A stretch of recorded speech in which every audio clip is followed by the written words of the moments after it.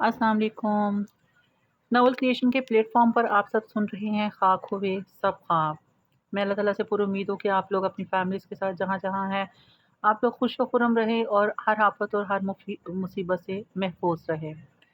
तो आइए शुरू करते हैं। इस वक्त यूसुफ अपने रवैये पर नादम था कि उसको अपनी बहन के साथ थोड़ा सा उलझे हुए लहजे में बात करना पड़ी, लेकिन ये उस वक्त शायद मौके की नज़ाकत थी।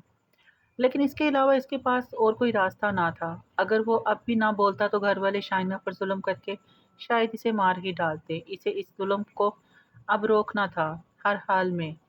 फारा इसकी बातों पर गुस्से से मुड़ी और ठक ठक करती वहां से चली गई। यूसुफ दरवाज़ा बंद करके वहां वापस बेंच पर आ बैठा। शाइना के चेहरे पर शर्मिंदगी फैली थी कि इसकी वजह से सब घर वाले यूसुफ के खिलाफ हो गए थे और यूसुफ इसकी खातर हवेली के मकीनों के सामने डट कर खड़ा हो गया था। यूसुफ ने पेपर्स थामे। ये तुम्हारा एडमिशन फॉर्म है। सेकंड लास्ट सेमेस्टर के तुम एग्जाम्स नहीं दे पाई थी, इसलिए दोबारा से तुम्हारा एडमिशन करवा रहा हूँ। और ये सब डॉक्यूमेंट्स है तुम्हारे, सर्टिफिकेट्स वगैरह परीक्षा के ज़रिए मंगवाए हैं तुम्हारे हॉस्टल के रूम से। आज फॉर्म सबमिट करवाने की लास्ट डेट है, इसीलिए मुझे रात को ही सफ़र करके घर आना पड़ा, ताकि खामोशी से तुमसे फॉर्म फिल करवा कर एडमिशन होने के बाद तुम्हें यहाँ से ले जाऊंगा। कोई बहस और लड़ाई झगड़ा नहीं चाहता, लेकिन यहाँ आया तो। वो कहते कहते एकदम खामोश हुआ। एनीवेज, जो हुआ सो हुआ। तुम्हें डरने की ज़रूरत नहीं है, मैं हैंडल कर लूँगा सब। फॉर्म फिल कर दो, आज सबमिट करवा दूँगा मैं। साथ ही हॉस्टल में भी बात कर लूँगा। तुम अपनी पढ़ाई पूरी करोगी। जब तक मैं शहर में घर का इंतज़ाम नहीं कर लेता तब तक तुम हॉस्टल में रहोगी। अभी इस सब में कुछ दिन लगेंगे, इसलिए फ़िलहाल ये चंद दिन तुम्हें यहीं रहना होगा। मैं सब इंतज़ाम करके तुम्हें ले जाऊँगा। और हाँ, लिस्ट बना दो, जिस जिस चीज़ की भी तुम्हें ज़रूरत है वापसी पर वो भी लेता आऊँगा। यूसुफ ने अपना तय करदा सारा लाइहा अमल इसे बताया। वो सोच चुका था कि जितनी जल्दी हो सके शाइना को यहाँ से निकाल ले जाएगा, फिर चाहे सारी दुनिया की मुखालफत मोल लेनी पड़े। शाइना को ये सब कोई ख्वाब सा लगा था कि जागेगी तो ये ख्वाब टूट जाएगा। उसने तो ये सोच लिया था कि इसे अब सारी ज़िंदगी हवेली की इस काल कोठरी में ही गुजारनी है। कब ये सोचा था कि वो ख्वाब जो शुरू से वो देखती आई थी यूं इस तरह भी पूरे होंगे। यूसुफ ने चुटकी बजाकर इसे सोचों से निकाला। इतना मत सोचो बारबी डॉल, ये सब हकीकत है। कोई ख्वाब नहीं। यूसुफ के लहजे में हल्का सा मिजाह का अंसर था। वो बिन कहे ही शाइना के दिल की बात जान गया था। शाइना ने तमाम सोचों से जहन को आज़ाद किया और गहरी सांस भरती फार्म पर झुक गई। न जाने अब जिंदगी कौन सा मोड़ लेने वाली थी। यूसुफ ने इसकी मदद की थी फॉर्म फिल करने में।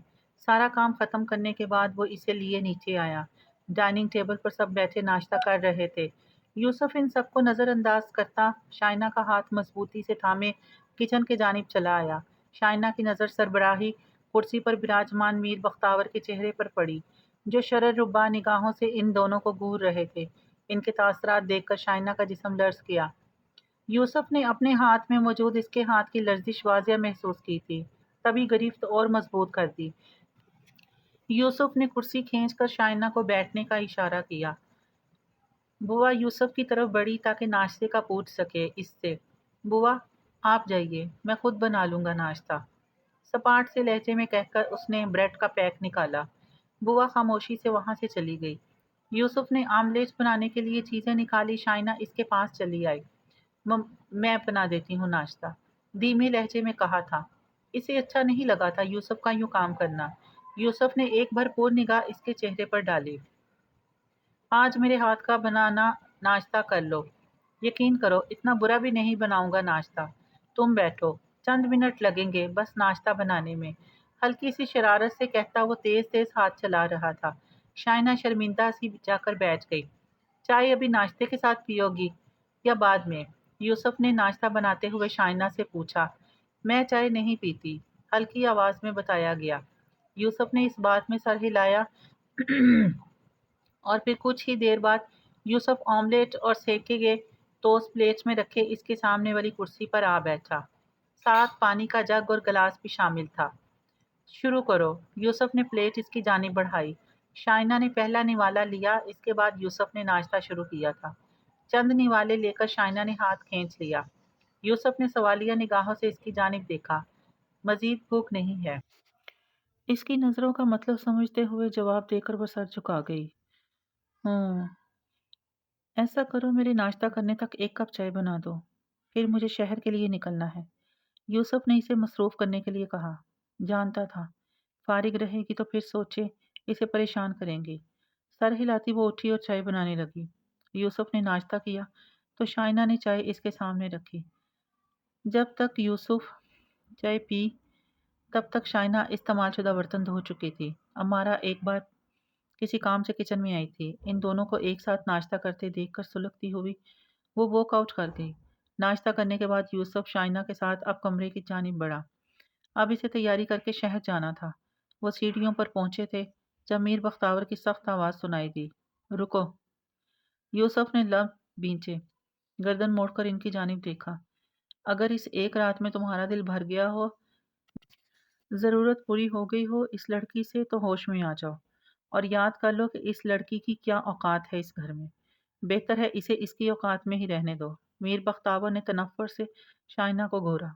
سب کے سامنے اس ذلالت اور اس قدر گھٹیا بات پر شائنہ توہین سے سرخ ہوتے چہرے کے ساتھ سر جھکا گئی۔ یوسف کا بھی چہرہ سرخ ہوا تھا اپنے باپ کی اس بات پر۔ ضبط سے مٹھیاں بھینچ گئی۔ شائنہ تم کمرے میں جاؤ، اس نے شائنہ کا ہاتھ چھوڑتے ہوئے اس سے کہا۔ کیوں؟ اسے بھی تو سننے دو، شرم آتی ہے اس کے سامنے بات کرتے ہوئے۔ ٹھیک ہی تو کہا ہے میں نے، اپنی رات رنگین کرنے کے لیے ہی تو لے کر گئے تھے اسے اپنے کمرے میں۔ رات کا خمار ابھی تک نہیں اترا ہے کیا صاحبزادے کا؟ میر بختاور نے طنزیہ لہجہ اختیار کیا۔ یوسف برداشت کی انتہا پر تھا۔ اپنے بھائیوں کے سامنے باپ کے منہ سے اپنی بیوی کے لیے ایسے ذلت آمیز جملے سننا اتنا آسان نہیں تھا۔ بابا پلیز! شائنہ سنا نہیں تم نے؟ میں نے کہا کمرے میں جاؤ۔ وہ غصے میں شائنہ پر دھاڑا۔ شائنہ آنسو بہاتی ڈر کر سیڑھیاں چڑھتی کمرے میں بند ہو گئی تو یوسف نیچے اترتا باپ کے سامنے جا کھڑا ہوا۔ وہ میر عبد الرحمن کے بالکل سامنے آ کھڑا ہوا۔ ان کی آنکھوں میں آنکھیں ڈالے میر بختاور ایک پل کو بالکل چپ سے ہو گئے، اس کے چہرے کی سختی اور آنکھوں میں ابھرتے سرخ ڈورے دیکھ کر۔ اب کہیے کیا کہہ رہے تھے آپ؟ یوسف چبا چبا کر نڈر انداز میں بولا۔ مجھے فضول کی بحث میں نہیں بڑھنا یوسف، اتنا بتا دوں تمہیں کہ وہ لڑکی ونی کے طور پر آئی ہے یہاں، اور ونی کے جو اصول ہیں ان اصولوں کے مطابق ہی یہاں رہے گی۔ تمہیں اگر وہ لڑکی پسند آ ہی گئی ہے تو ٹھیک ہے، چند دن عیش کر لو اس کے ساتھ، لیکن اتنا یاد رکھنا کہ اس حویلی کا وارث اس کی کوکھ سے جنم نہیں لے گا۔ وہ اسی کمرے میں رہے گی جہاں پہلے رہتی تھی، اسی انداز میں رہے گی جیسے پہلے رہتی تھی۔ ہاں، البتہ تمہیں اتنی اجازت مل سکتی ہے کہ جب تم چاہو اپنی ضرورت کی خاطر اسے اپنے کمرے میں لے جا سکتے ہو۔ میر بختاور کی باتیں، ان کی سوچ اتنی گھٹیا تھی کہ یوسف کے کان کی لوئیں تک سرخ ہوئیں۔ میں بھی کسی بحث میں نہیں پڑھنا چاہتا، اتنا سن لیں آپ کہ وہ بیوی ہے میری، اور بیوی کی اصل جگہ اس کے شوہر کا کمرہ ہی ہوتا ہے۔ مجھ پر، میرے کمرے پر، میری زندگی پر، میری ہر شے پر مجھ سے زیادہ حق رکھتی ہے وہ، اور اس پر صرف میرا حق ہے۔ جیسے میں چاہوں گا وہ ویسے ہی رہے گی۔ اس کے تمام فیصلے اب میں لوں گا۔ یوسف کا لہجہ اتنا قطعی تھا کہ قریب موجود سیف، عطر اور اظہر بھی دنگ رہ گئے اس کی جرأت پر۔ ہم اس لڑکی اس روپ میں قبول نہیں کریں گے۔ یوسف! میر بختاور دھاڑے۔ تو آپ کو کس نے کہا اسے قبول کرنے کے لیے؟ میں اسے قبول کر چکا ہوں، دل و جان سے، اور جس انداز میں آپ اسے رکھنا چاہتے ہیں وہ انداز مجھے قبول نہیں۔ یوسف کو تو گویا اب پرواہ ہی نہیں تھی کسی کی۔ یہی تربیت کی ہے ہم نے تمہاری، اس لیے اتنا پڑھایا لکھایا ہے کہ تم ہمارے ہی سامنے زبان درازی کرو، ہم سے بدتمیزی کرو، ہمیں ہی باتیں سناؤ۔ میر بختاور چلائے تھے۔ چلائیے مت بابا، آپ کے چلانے سے میرا فیصلہ بدل نہیں جائے گا، اور جس تعلیم کی آپ بات کر رہے ہیں اسی تعلیم نے مجھے یہ شعور دیا ہے کہ صحیح اور غلط میں فرق کر سکوں، باطل کو جھٹلا کر سچ کا ساتھ دے سکوں۔ اور رہی بات بدتمیزی کی، تو بابا آج تک آپ کی ہر بات بلا چوں چرا مانی ہے، لیکن کبھی کبھار ایسا ہوتا ہے کہ تجربہ کار ہونے کے باوجود بھی ماں باپ غلط فیصلے کر رہے ہوتے ہیں۔ ایسے میں اولاد اگر انہیں صحیح راستے کی طرف لانا چاہے تو یہ بدتمیزی نہیں ہے۔ آپ کا دل دکھا میری وجہ سے، اس کے لیے بہت معذرت، لیکن صرف اتنا سوچئے کہ ایک لڑکی کی زندگی پر اس کا بھی کچھ حق ہوتا ہے، اس کی بھی خواہش ہوتی ہے۔ کہ اپنی زندگی کو اپنی مرضی کے مطابق گزارے، اونچی اڑان بھرے، اپنے سب خواب پورے کر سکے، کیونکہ اللہ نے اسے بھی ہم مردوں کی طرح آزاد پیدا کیا ہے۔ وہ اس لیے جنم نہیں لیتی کہ ہم باپ، بھائیوں اور شوہروں کے لیے قربانیاں دیتی رہے۔ شائنہ اب مزید یہ تکلیفیں نہیں سہے گی۔ میں اسے بہت جلد اپنے ساتھ شہر لے جا رہا ہوں، یہاں سے، آپ سب کی نظروں سے دور، بہت دور، جہاں وہ ایک آزاد زندگی جیے گی، اور یہ میرا اٹل فیصلہ ہے۔ یوسف بے خوف بولتے ہوئے جانے کے لیے مڑا۔ میر بختاور کا چہرہ سرخ ہوا غصے کے باعث۔ وہ جتنی نرمی برت رہے تھے، یوسف اتنا ہی بغاوت پر اتر رہا تھا۔ ایسا ہونے سے پہلے ہم اس لڑکی کو ہی ختم کر دیں گے۔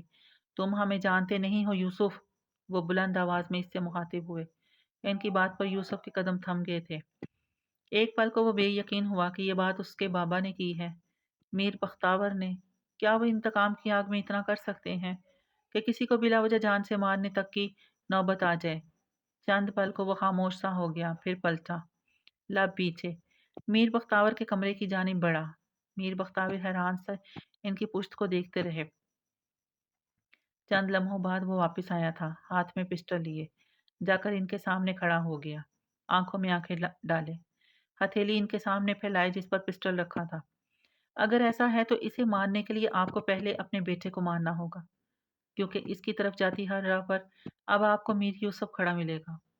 اگر آپ اس حد تک شفاق ہو چکے ہیں تو مجھے مارنا آپ کے لیے کوئی مشکل کام نہیں ہوگا۔ لیجئے گن اور مار دیجئے مجھے۔ اس کے بعد اسے ختم کرنے کا شوق بھی پورا کر لیجئے گا۔ شاید اسی طرح ہی آپ کا انتقام پورا ہو جائے، کیونکہ انسانی جانوں کی آپ کے نزدیک تو کوئی اہمیت ہی نہیں ہے۔ اس کا لہجہ سرد تھا، بے تاثر، سپاٹ۔ میر بختاور کے چہرے کا رنگ بدلا۔ انہوں نے ایک نظر اپنے سامنے بڑی اس کی ہتھیلی پر رکھی گن کو دیکھا، اور پھر اس کے چہرے کے پتھریلے تاثرات کو۔ کیا یہ ان کا وہی بیٹا تھا جس نے کبھی نگاہ تک نہ اٹھائی تھی؟ ان کے سامنے اتنی بہادری، اتنا بے خوف انداز کہاں سے آیا آخر؟ یوسف نے چند پل انتظار کیا ان کے گن تھامنے کا۔ جب ان کا ہاتھ آگے نہ بڑھا تو یوسف نے ایک ہاتھ سے ان کا ہاتھ تھاما اور گن ان کی ہتھیلی پر رکھ دی۔ نہیں ہے نا ہمت خود اپنے ہاتھوں سے اپنے بیٹے کو مارنے کی؟ اپنے خون کے بارے میں اتنا، ایسا سوچتے ہوئے بھی ڈر لگتا ہے، وہ بھی کسی کی اولاد، کسی کے بیٹے ہیں بابا، جس کا خون آپ نے کروایا ہے اب تک۔ چھوٹی چھوٹی وجوہات پر ان کے والدین کا دل بھی ویسا ہی ہے جیسا آپ کا۔ میری موت کا سن کر ہی آپ کا رنگ اڑ گیا۔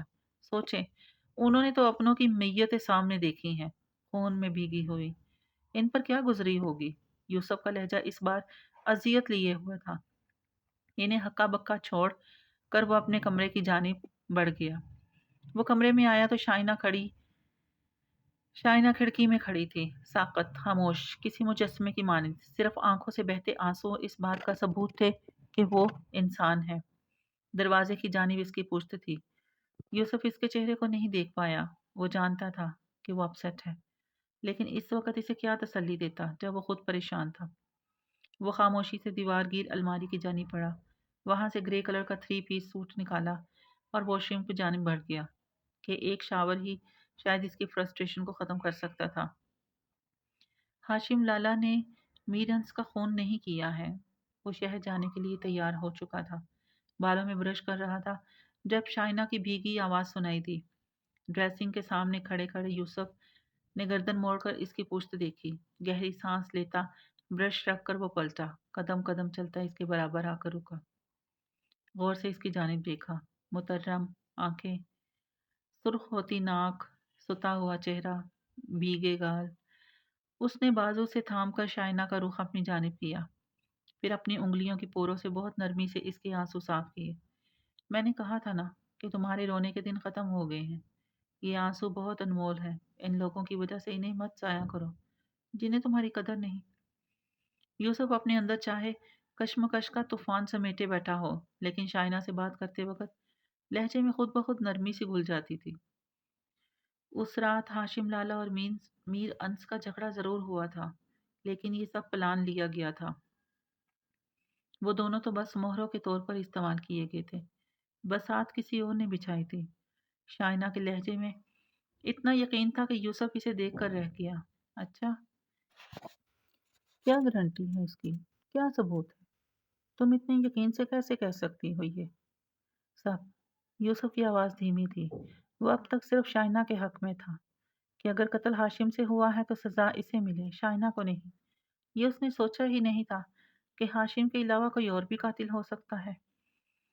اس نکاح سے پہلے جب میں گرمیوں میں گاؤں آئی تھی تب سیف سے بہت دفعہ سامنا ہوا۔ وہ ہر بار مجھے دھمکیاں دیتا تھا کہ مجھے حاصل کر کے رہے گا، اور بھی بہت سی گھٹیا باتیں۔ میں اگنور کرتی رہی، گھر میں کبھی نہیں بتایا کہ پہلے ہی اتنے مسئلے ہیں دونوں خاندانوں میں، خام خواہ بات بڑھ جائے گی۔ پھر شہر چلی گئی، سوچا سب ٹھیک ہو جائے گا۔ وہیں ایک دن پتہ چلا کہ ہاشم لالا سے قتل ہو گیا ہے۔ تب سارا مجھے گاؤں لے آیا۔ ہاشم لالا بار بار کہتے رہے کہ انہوں نے قتل نہیں کیا، کھیتوں کو پانی لگانے کی وجہ سے ہی کوئی جھگڑا ہوا تھا۔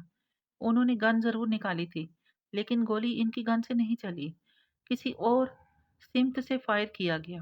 ہاشم لالا جھوٹ نہیں بولتے، اپنی غلطی ہمیشہ مانتے ہیں۔ اس کا مطلب یہی ہوا کہ اس وقت ان دونوں کے علاوہ بھی وہاں کوئی اور موجود تھا جس نے موقع کا فائدہ اٹھایا، اور وہ شاید سیف تھا، آپ کا بھائی، کیونکہ کل رات اس نے مجھ سے کہا کہ اس نے پلان بہت اچھا بنایا تھا اور سب کچھ پلان کے مطابق ہو رہا تھا کہ عین وقت پر اسے کھیتوں کے کسی کام کے باعث جانا پڑ گیا، اور یوں میرا نکاح اس کی بجائے آپ سے ہو گیا۔ یوسف سانس روک کے سب سن رہا تھا۔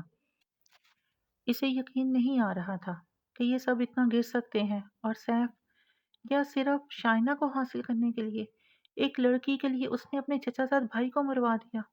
اف، گھٹیا پن کی انتہا تھی۔ وہ تو شہر میں ہی رہائش پذیر تھا، کبھی اندازہ ہی نہ ہو پایا تھا کہ گاؤں میں اس کے گھر والے ظلم کی انتہا پر جا پہنچے ہیں۔ وہ تو شہر سے تب آیا تھا جب اسے خبر ہوئی کہ انس کا قتل ہوا ہے، اور اس کے بعد تمام ثبوت میر ہاشم کے خلاف ہی تھے۔ میر ہاشم کا جرم ثابت بھی ہو گیا۔ اس نے کبھی سوچا بھی نہ تھا کہ اس سب کے پیچھے سیف کا بھی ہاتھ ہو سکتا ہے، اور اگر یہ سب سیف نے کیا ہے تو کیا بابا بھی اس سب میں شامل تھے، یا پھر وہ بھی باقی سب کی طرح بے خبر تھے؟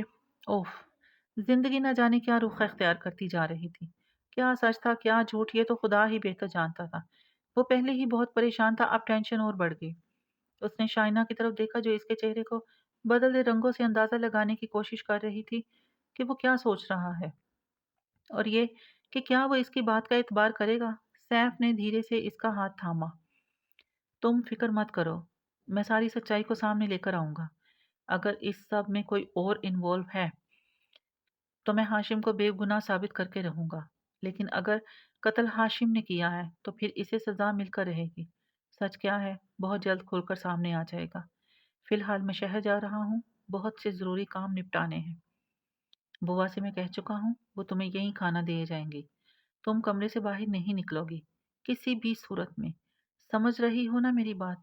جب تک میں نہیں آ جاتا کمرے میں ہی رہنا ہے۔ کسی چیز کی ضرورت ہو تو بوا سے کہنا، وہ دے پائیں جائیں گی۔ میں کوشش کروں گا شام تک آنے کی، اگر شام کو نہ آ سکا تو کل صبح پہنچ جاؤں گا۔ اپنا خیال رکھنا۔ کہتے ہوئے اس نے ایک ہاتھ سے اس کا گال سہلایا۔ شائنہ نے ہلکے سے اس بات میں سر ہلایا۔ یوسف نے آگے ہو کر اس کا ماتھا چوما اور سارے ضروری پیپرز اور ایڈمیشن فارم کی فائل لے کر کمرے سے نکل گیا۔ چند منٹ کے لیے وہ ماں کے کمرے میں گیا، انہیں اپنا فیصلہ سنایا تو وہ بہت خوش ہوئی۔ ماں سے مل کر وہ تیز قدموں سے چلتا نیچے آیا اور گاڑی میں بیٹھ گیا۔ جب تک اس کی گاڑی گئی تب تک شائنہ کھڑکی میں کھڑی اسے دیکھتی رہی، محبت سے، عقیدت سے۔ جبکہ اس سے کچھ فاصلے پر دوسرے کمرے کی کھڑکی میں میر بختاور کھڑے تھے، طنزیہ اور سخت نگاہوں سے یوسف کو دیکھتے ہوئے۔ چہرے پر سوچوں کی پرچھائیاں تھی اور دماغ میں شیطانی آئیڈیا۔ یقیناً وہ کچھ سوچ چکے تھے اور اب بس عمل کرنا باقی تھا۔ You are finish. لبوں سے چند الفاظ برآمد ہوئے اور لبوں پر مسکراہٹ بکھری، فاتحانہ مسکراہٹ۔ جب سے یوسف گیا تھا وہ بے قرار سی تھی۔ کمرے سے باہر جانے کی اجازت نہ تھی، کمرے میں اسے اپنی دلچسپی کی کوئی چیز نظر نہ آئی۔ کبھی بیڈ پر بیٹھ جاتی، پھر کچھ دیر بعد مضطرب سی اٹھ کر کھڑکی کے سامنے جا کھڑی ہوتی، نگاہیں بار بار وال کلاک کی جانب اٹھتی۔ اس کے جاتے ہی وہ اس کی واپسی کا انتظار کرنے لگ گئی تھی۔ یہ حقیقت تھی، یوسف نے جس طرح اس کے لیے سٹینڈ لیا، سب گھر والوں کے سامنے ڈٹ گیا، اس سب نے اس کے دل میں یوسف کے لیے بہت سی عزت بھر دی تھی، اور اس کا خود سے اتنا نرم اور محبت بھرا رویہ دیکھ کر شائنہ کے دل میں بھی اس کے لیے محبت کے جذبات پیدا ہونے لگے تھے۔ اور یہ سب فطری تھا، کیونکہ نکاح کا بندھن ہی ایسا ہوتا ہے جو دو اجنبیوں کے دلوں کو ایک ہی لے پر دھڑکنا سکھا دیتا ہے۔ نکاح کے 3 بولوں میں اتنی طاقت ہوتی ہے کہ دو انجان لوگوں کے دلوں میں محبت کی کونپلیں پھوٹنے لگتی ہیں۔ دوپہر میں بوا اس کے کمرے میں کھانا دینے آئیں۔ شائنہ نے چپ چاپ ان سے کھانا لیا، چند لقمے لینے کے بعد کھانا واپس بھجوا دیا۔ بوا نے ہی بتایا کہ یوسف کی کال آئی تھی اور وہ آج رات واپس نہیں آ سکے گا، کل دوپہر تک پہنچے گا۔ شائنہ نے اس اطلاع پر گہری سانس بھرتے سر ہلا دیا۔ جب بوریت حد سے بڑھنے لگی تو اس نے مصروفیت کے لیے کوئی چیز ڈھونڈنی چاہی۔ کچھ بھی نہ ملا تو الماری کھول کر کھڑی ہو گئی کہ کپڑوں کو ترتیب سے رکھ دے۔ کمرے کی ہر شے سے یوسف کی نفاست جھلک رہی تھی۔ الماری میں بھی کسی قسم کی کوئی بے ترتیبی نہ تھی۔ بے ساختہ شائنہ کا داد دینے کو دل چاہا۔ وہ الماری بند کرنے ہی والی تھی جب تہہ کر کے رکھے چند کپڑوں کے نیچے اسے ایک لفافہ سا نظر آیا۔ صبح یوسف یہاں سے کچھ پیپرز وغیرہ لے کر گیا تھا، شاید تب ہی یہ لفافہ کھسک کر سامنے آ گیا۔ شائنہ نے الجھن بھری نگاہوں سے لفافے کو دیکھا۔ بھلا ایسا کیا ہے اس میں جو یوں اسے کپڑوں کے نیچے چھپایا گیا تھا؟ تھی تو یہ بد تہذیبی، لیکن تجسس کے ہاتھوں مجبور ہو کر اس نے وہ لفافہ تھام لیا۔ اسے کھول کر دیکھا تو اندر تصاویر تھیں۔ شائنہ نے تمام تصاویر بیڈ پر الٹ دی، اور اس کی حیرت کی انتہا نہ رہی جب لفافے میں سے سب کی سب اس کی تصویریں برآمد ہوئیں۔ یونی کے زمانے کی الگ الگ پوز، الگ الگ دنوں کی تصویریں، یونی کے مختلف فنکشنز کی تصویریں، اس کے برتھ ڈے کی تصویریں جہاں شائنہ کے چہرے پر ایکسائٹمنٹ تھی، اسٹیج پر پرفارم کیے گئے ڈرامے کی تصویریں، اور ایک تصویر پر شائنہ کی نگاہ ٹھہر سی گئی۔ وہ اسٹیج پر آنکھیں موندے لیٹی تھی۔ قریب ہی پلس گروپ کے ممبرز اپنے اپنے گیٹ اپ چینج کیے خود کو ڈرامے کے کرداروں میں ڈھالے کھڑے تھے، اور ایک لڑکا ہیزل گرین آنکھوں اور بھورے بالوں والا، سرخ و سفید رنگت اور کلین شیو میں، یاسر کے کردار میں اس کے پاس نیچے بیٹھا تھا، آنکھوں میں نمی لیے۔ ایک ٹک اس کے چہرے کو دیکھتے اور اس لڑکے کا چہرہ کچھ جانا پہچانا سا تھا۔ اس کا نام لکی بتایا تھا ارمان نے، نک نیم۔ کبھی اس کا اصل نام نہیں لیا، اور نہ ہی کبھی اس سے اتنا زیادہ آمنا سامنا ہی ہوا تھا، نہ کبھی اس کی شکل پر اتنا غور کیا تھا اس نے۔ شائنہ الجھی، پھر چھم سے یوسف کا چہرہ نگاہوں میں آن سمایا۔ وہی ہیزل گرین آنکھیں، بورے بال، سفید رنگت۔ فرق صرف یہ تھا کہ تصویر میں اس نے کلین شیو کروا رکھی تھی، اور جس یوسف کو اس نے نکاح کے بعد دیکھا تھا اس کے چہرے پر ہلکی ہلکی داڑھی تھی۔ شائنہ نے کبھی اسے اتنے غور سے دیکھا ہی نہیں۔ ایک بار سرسری سا دیکھا تو اسے محسوس ہوا تھا جیسے وہ اسے پہلے دیکھ چکی ہے، لیکن دماغ پر زیادہ زور نہ دیا تھا۔ اپنا وہم سمجھ کر سر جھٹک دیا اس خیال کو، تو کیا یوسف ہی لکی ہے؟ اسی کی یونی میں پڑھتا ہے، لیکن اس سے پہلے کبھی بتایا نہیں اس نے۔ اور پھر اس نے شائنہ کی اتنی تصویریں اپنے پاس کیوں جمع کر رکھی تھی آخر؟ یہ تصاویر اپنے پاس رکھنے کا کیا مقصد تھا بھلا؟ اور برتھ ڈے پہ جو بکے اس سے ملا بغیر کسی کانٹ کے، اور بعد میں جو میسج ملا تھا جس میں اپنی محبت کا اظہار کیا گیا تھا، اپنا خوف بتایا گیا تھا، سامنے نہ آنے کی وجہ بیان کی گئی تھی، اس کے اختتام پر وائی لکھا تھا، وائی سے یوسف۔ تو کیا وہ فلاورز، وہ میسج سب یوسف کی طرف سے تھے؟ انوکھے طریقے سے برتھ ڈے سرپرائز بھی اسی کا ارینج کیا گیا تھا، یعنی یوسف نکاح سے پہلے بھی اسے جانتا تھا، پھر نکاح کے بعد جب جب شائنہ کو تکلیف پہنچی تب تب یوسف کی آنکھوں میں بھی اذیت کی جھلک تھی۔ یہ سب کیا تھا آخر؟ وہ کشمکش میں مبتلا بار بار تصاویر دیکھ رہی تھی۔ بہت سا وقت یوں ہی گزر گیا۔ وہ چونکی جب دروازے پر دستک ہوئی۔ شائنہ نے کی ہول سے دیکھا، ملازمہ رات کے کھانے کی ٹرے لیے کھڑی تھی۔ شائنہ نے دروازہ کھولا، بوا کے ہاتھ سے ٹرے تھامی۔ بوا کچھ پریشان سی تھی، ٹرے پکڑا کر فوراً وہاں سے چلی گئی۔ شائنہ کندھے اچکاتی بیڈ تک آئی، ٹرے سائڈ پر رکھ کر تمام تصاویر سمیٹی، انہیں لفافے میں ڈال کر الماری میں رکھ دیا۔ ہیٹر آن کرتی وہ بیڈ تک آئی اور کھانا کھانے لگی۔ کھانا کھا کر ٹرے سائڈ پر رکھتے ہوئے وہ باتھ روم کی جانب بڑھنے لگی تاکہ ہاتھ دھو سکے، تبھی سر چکرانے لگا، آنکھوں کے سامنے دھند سی چھانے لگی تھی۔ शाइना ने साइड टेबल का सहारा लेते हुए खुद को गिरने से बचाया। सर को जोर जोर से झटका, लेकिन बसारत धुंधली होती चली जा रही थी। वो बेड पर बैठ गई, सर दोनों हाथों से थाम लिया। चंद लम्हों बाद ही वो होश कुर्त से बेगाना होती बिस्तर पर ढह चुकी थी। मगरिब से कुछ देर पहले का वक्त था। मीर बख्तावर ने मीर सैफ को अपने कमरे में तलब किया। सैफ इजाजत लेता हुआ अंदर दाखिल हुआ। जी बाबा जान। खिड़की सामने खड़े मीर बख्तावर को मुखातिब किया।